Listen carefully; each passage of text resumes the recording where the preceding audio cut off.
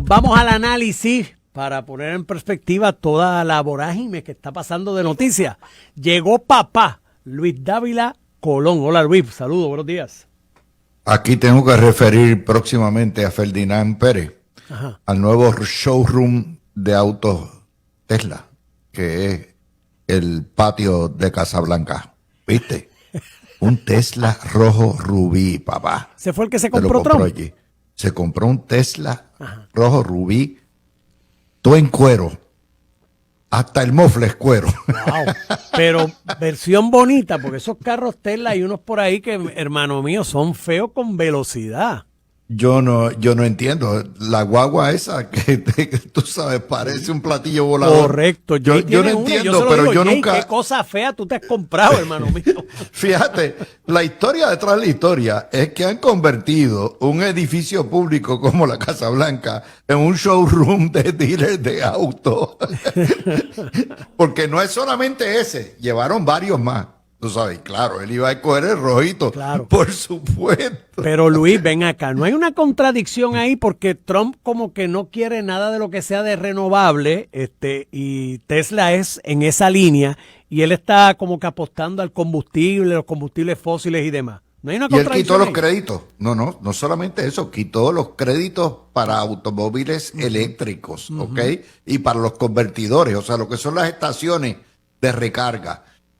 Aquí lo que pasa es que hay un tit for tat, como dicen en inglés. Acuérdate, Tesla no solamente produce carros y se compra a nivel federal, sino también SpaceX, ¿ok? Y todos los negocios.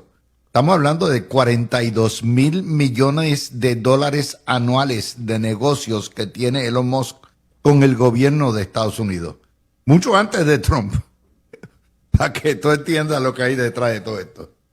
Ay. Bueno, oye Luis, vamos a hablar un poquito, vamos a empezar con este dúo, ¿no? Este dúo hizo de las suyas en el día de ayer, despidiendo prácticamente el 50% de la plantilla del Departamento de Educación Federal. ¿Qué implicaciones va a tener esto sobre los estados y los territorios?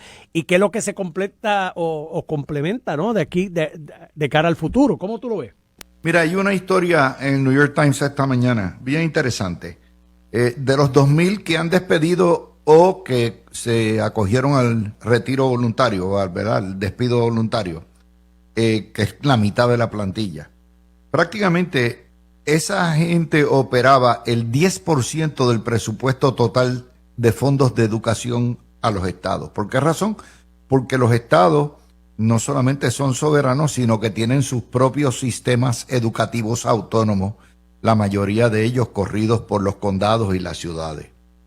De manera que ese 10% que se manejaba a nivel federal tiene que ver, y ahí es donde nos puede afectar, con programas de educación especial, estudiantes discapacitados, estudiantes pobres y situaciones. La otra división, que es la división de las becas y los préstamos universitarios, se alega, se va a pasar al Tesoro Federal, que va a hacer préstamos y entonces se encargará de cobrarlo. ¿Cómo afecta eso a Puerto Rico? Pues ahorita me parece que el senador Toledo te explicaba que si hay unos recortes y se favorecen unos estados sobre otros y no son necesariamente per cápita, sino sobre base partidista, pues ahí habrá que ver cómo clasifican a Puerto Rico. O un estado republicano dirigido por un gobierno republicano o un estado demócrata que votó en contra de Trump 7-3. Son dos cosas que hay que ver. A mí me gustaría saber cuánto es la burocracia de educación federal en Puerto Rico, qué áreas tenían y cómo afecta eso a nuestro Departamento de Educación. El problema aquí va a ser la repartición. El dinero va a regresar a los estados, pero en esa repartición, ¿cuánto nos toca o cuánto nos quitan? Y obviamente aquí hay otro asunto, ¿no? ¿Qué capa de supervisión se pierde ahora al no tener el Departamento de Educación Federal, Luis? Con los riesgos que eso implica, pues por el pasado y los malos manejos de fondos aquí en Puerto Rico. Bueno, acuérdate que aún quedan dos capas más de supervisión. Está lo que es la firma esta de contadores públicos de Nueva York, que cobra 30 millones anuales por fiscalizar. Y esa firma le responde a la Junta de Control Fiscal. De manera que todavía tendríamos dos áreas adicionales sin contar los tribunales. Y siempre bajo promesa la Corte Federal retiene la jurisdicción. Perfecto. Yo creo que en ese contexto la gente puede estar tranquila. Claro, la aspiración sería a que nuestro departamento fuera autónomo, ¿no? Que fuera como los departamentos de educación de los por lo menos de los distintos condados en Estados Unidos. Y en cierto sentido lo era hasta que llegó promesa. De hecho, lo era hasta los casos de corrupción temprano en este siglo. Oye, Luis, reflexióname sobre los retos del sistema energético en Puerto Rico, que es la controversia. O sea, tenemos un sistema finito de generación en un Puerto Rico que no cuenta con 750,000 hermanos que se fueron en la pasada década, con un sistema que todavía aquí se genera poco o mucho con placas solares. O sea, si no tuviéramos esas dos ecuaciones, Luis Dávila Colón, estaríamos con los tiempos de tus abuelos y mis abuelos con quinqué y velita. Bueno, y olvídate de los carros eléctricos. También. que no solamente no hay donde engancharlos, sino que encima de eso, cuando los vas a enchufar, no hay electricidad. Mira, aquí hay dos maneras de ver esto. ¿Qué tú prefieres? ¿Que te mientan y te digan que todo está color de rosa o que te digan la verdad? Yo creo que el cambio ha sido Josué Colón. Y Josué Colón no es el zar, en realidad es el látigo de la gobernadora encima de Luma y Genera. Es obvio que hay un problema, una deficiencia. Tenemos una necesidad de 2.500 megavatios y en realidad la capacidad de generación es apenas, se queda 600 megavatios por debajo. Eso quiere decir que cualquier avería en cualquier planta se va el sistema. Y hay otra cosa, el sistema se apaga. Tú lo sabes que se autoapagan para protegerse. Y eso causa más. Viene el verano, viene una época huracanada fuerte.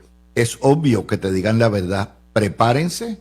Eso quiere decir, básicamente, cómprense su plantita, búsquense su sistema solar, que lo que viene es caña. No es por este año nada más, por muchos años, porque todavía los fondos federales están por liberarse, esas plantas están por construirse. Tú oíste lo que toma construir una planta con la permisología actual. Por lo tanto, AES se tiene que quedar no como carbonera, sino con lo que quiere la gobernadora, que es transformarla a gas natural, que sale mucho más barato y es mucho más eficiente y es mucho menos contaminante que el carbón. Y ese tipo de cosas tiene que ocurrir, pero nuevamente es cuánto la paciencia es finita luego de tantos años con deficiencias y con un sistema anacrónico. Yo prefiero que me digan la verdad y que me preparen y que siga la fiscalización fuerte en lo que bajan esos fondos y sustituimos el sistema completo. Así me gusta escuchar a Luis Dávila Colón. Y a las 5 lo vuelvo a escuchar. Un abrazo, Luis. ¿Cómo no? Nos vamos.